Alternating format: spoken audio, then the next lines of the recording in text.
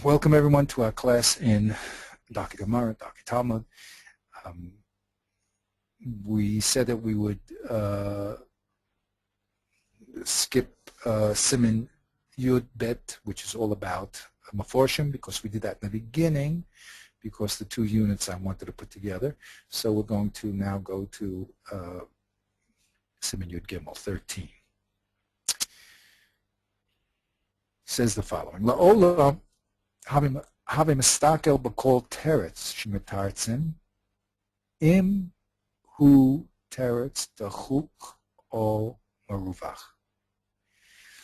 Sounds like Derek Tfunos. Okay, any teretz that's given, you always have to say, is it a teretz dachuk?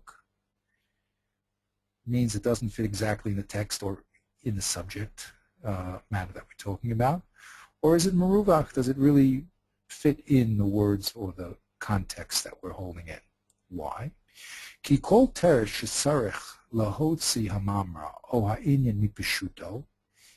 Any teretz that's given that's going to take the original statement out of its simple meaning, kagon shenira hamamrahu klal umitarchu prate, like for instance, the statement looks like to be a general statement, and in order to solve a certain difficulty, we're going to have to say that's a particular. It's not talking about a general rule, it's talking about a certain case, a certain time, a certain place. Or it explains the statement out of its simple meaning. That's called dachuk. Okay, so it should be determined which you have to determine. Again, we're actively thinking here. We're not passively reading. So whenever you have a statement, you have to determine. Here we're talking about a debate again. Someone is going to mitaretz. He has a position, and in order to do that, he has to change the simple meaning of the statement by making an akimta, saying, well, you thought it was general, it's really particular, or you thought it was talking about all aspects, particular aspects. So we're going to have to say that that is a perish dochuk. Okay? And of course, there'll be an advantage to a maruvach over a dochuk. Okay? And of course, as we said many times, that in a debate, each side will have its advantages and disadvantages, and the idea of spelling out all the premises and conclusions of the debate is to clarify where the weaknesses and strengths of each side is, and then we can determine why this will be more preferable than others.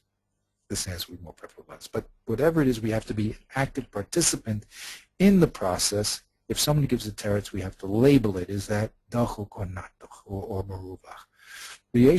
That's the first rule. V'yesh l'cha l'stakel b'terutzim v'loma tamid hateret shehi me'at dachuk. When you have when you have possibilities of answering a kasha, you should always pick the one that's the least dachuk, obviously, than the others. It's a simple rule, because if you can answer simply, why answer with a more complex or far out interpretation?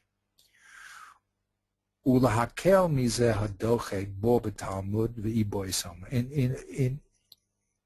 there is a dochek answer, and we want to mitaretz and to help out that dochek answer, the Gemara will say v'iboy esema or inami, teretz acher teretz.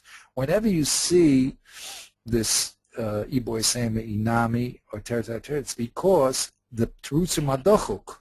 So we're trying to we're trying to find at least what would be the least dachuk, and then we said, since it's a debate, as we just learned in Sefer Gayon, it's something that's debatable, and what we have to see is what are the advantages and disadvantages of each side, and what's the advantages of each teretz.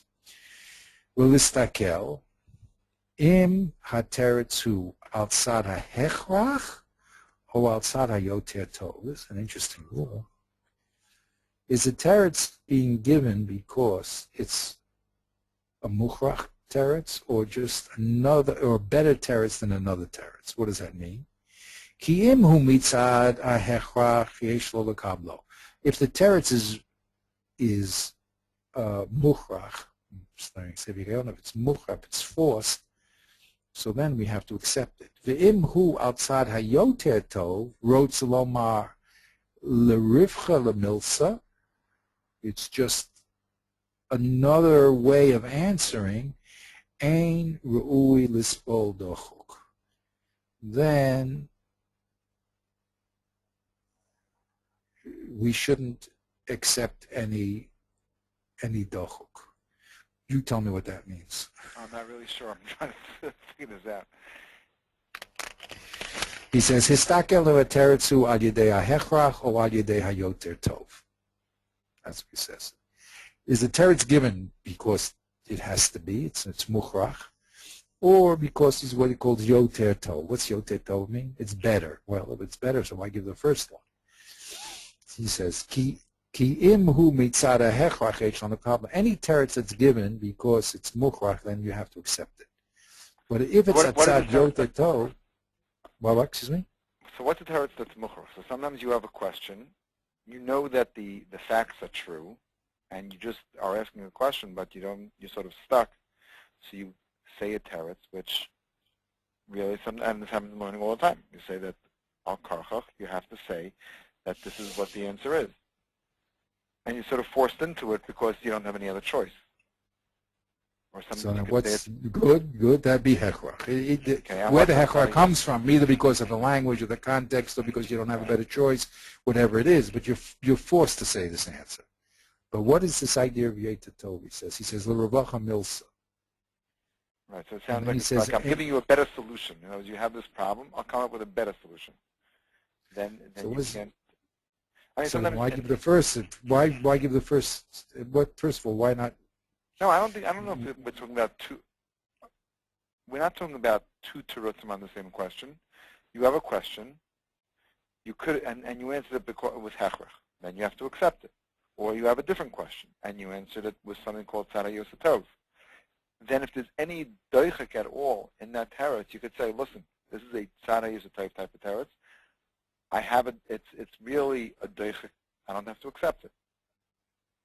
I think that's what he's saying. Now I don't have. What does it mean, l'ravcha l'milsa? Ravcha l'milsa usually means so the words l'ravcha. Elaborate. Usually you want to just, it's a teretz of elaboration. It's, sometimes we say the shaber ozen. I don't know exactly what he means here.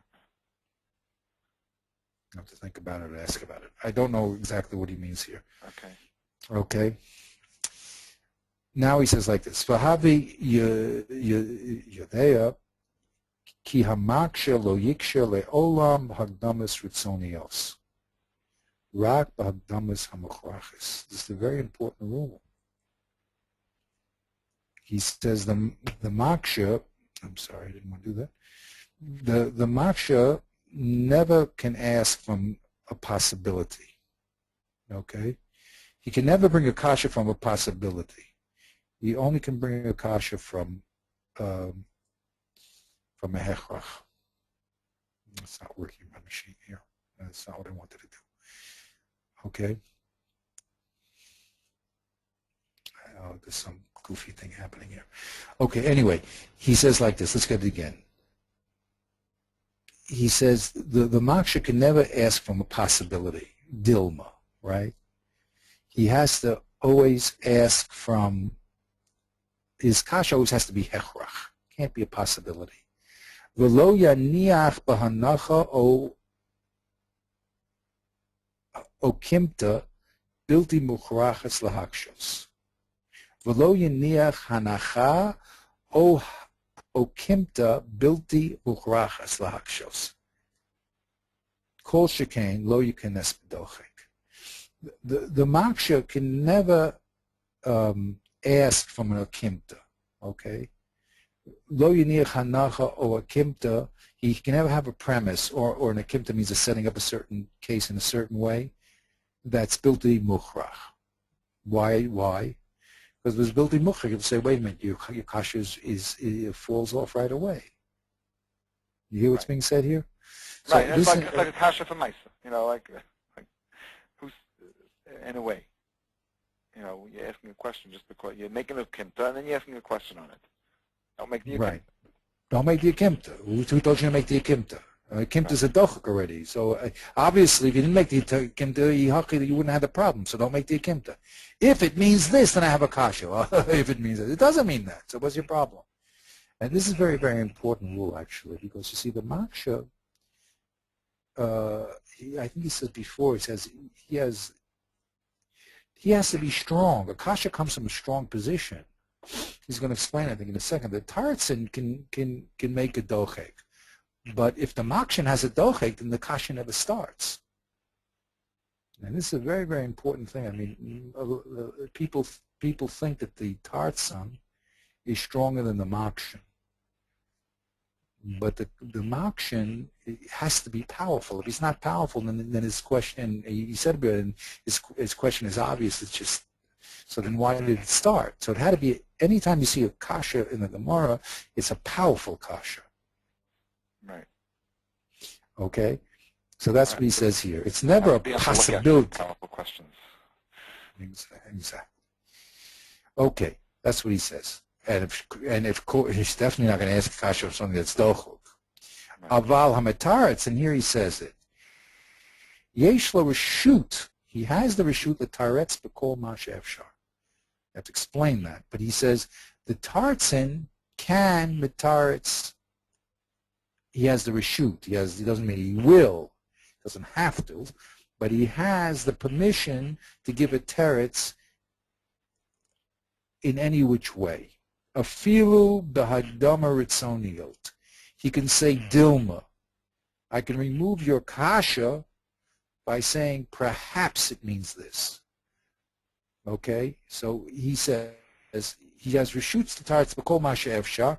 Afilu b'hadama ritzonis, just with a possible premise, or bilti mukhrach, was a premise that's not absolute, uba teretz dochok, or with a teretz that's dochok. Why? Ya'an ki hu doche, because he is pushing away the attack. V'al hamaksha lahavi raya v'hechreach, and the maksha has to bring the proof and the force. Now, this is something that has to be discussed. I mean, this is a very deep point here. So the way I understand it is that when a person has a proposition, he has to have a proof for it. Right? There has to be a basis for his proposition. He just doesn't say in the air a statement. So he has a proof for it. The maksha is finding other cases, or it could even be internally, and plus it doesn't matter, to remove his position. So since he has a strong position, the proponent has a strong position, so then he's able to change other cases that are brought against him, because he holds that this is rock solid. His original position is rock solid, and based on that, he's able to push other cases into a dochek or possible solutions. That's how I understand it. That's because he's starting in a strong position. Right. Okay? He's not just starting in the air with an opinion. He's starting with a position, and it has its support. Now, you want to knock him out by other cases, let's say, from around Shas. So now you, in order to knock him out, have to be mukhrach. That means there's no other possibility. You have to show that there's no other possibility to understand these external sources except the way you're saying it. Okay? Then, if that's true, then you can really knock him out. Okay? But if not so, he'll say, look, I hold my proof is very solid in my proposition. I have difficulties with other places. I'll answer you by saying those are talking about okimtas, or okay, in certain circumstances. Okay? But that's the system here. That's what he says. It has to be developed. That's what I understand. Okay, we can go. through this. We can go through with Rav and Shmuel and their arguments of why does Rav not like Shmuel and Shmuel holds like Rav. In other words, in Arba Tzikin, okay, what is Maba? So first they try to bring Pesukim, if you remember, okay, and they each have their Pesukim, but since both of them have to admit that their Pesukim are not Mukhrach, so the Gemara says now, but there must have been a deeper svara involved here. So then they go into the language. When you say shore, does it mean, according to Rav, the word shore is all inclusive, Shane, Regal, and Karen. So then Mava has to be something else. So that's his strength. In other words, to start that Mava has to be Adam, because the mashmus of the Lachlan shore is kolel, and Shmuel has to dochek that and say no, the shore over here is either a Karen or Regal. The Gemara will do it. But what I'm trying to say is what's going on. That's really how he explains the beginning of their Tunos. They have arguments for and against their positions, but there's a certain argument that's rock solid in each side. In other words, that they don't want to budge from. They say that this is a starting point, and the other person will say no, it's number 4 that's the starting point, and therefore I'll organize it differently. Okay, but you can't. But since he has good evidence to say what he's saying, so then these other cases he's allowed to push them off into secondary meanings or into bidochek. Okay, it can't be nonsense, but it doesn't have to be glot. Okay, that's how I understand it. I hope that's clear. Yeah, I think so. Okay, beseda. Okay. Now he says like this: U'la'olam eteretz ha'achron yoter dachuk lo alei aladas. What does this mean? I think what it means is that you can't go too far with your terutzim. It's a rubber band, you know what I mean? You can stretch the rubber band, but if you're stretching so much, you're going to just have to say, well, this is ridiculous. In other words, there's a limit to what you can dochek. When you're mataretz, it's true that you have reshus to say that it's a certain circumstance, but remember, the rubber band can only push so far. If you get too far out, then we're just going to reject you, because it's totally absurd. So you can't be totally absurd. You can be dochek. Dochek means that you can be a little bit strange, but you can't be absurd. Okay. Right. Okay. Right. Very good. I mean, that's all subjective, though. Or I guess as one becomes more in tune with how things work, you can actually identify why and what. Like we saw before in exactly. logic in Higayon, we saw the logic, it just didn't make sense, but then once we took it apart, we were able to identify why it didn't make sense. Right. But the people who get into the Gemara already, as he said, they're arguing about things that number one, solutions can be found, and two, it's reasonable to argue about them because it's a debatable issue. Okay, so what they're trying to do is to show us why they came to their conclusions.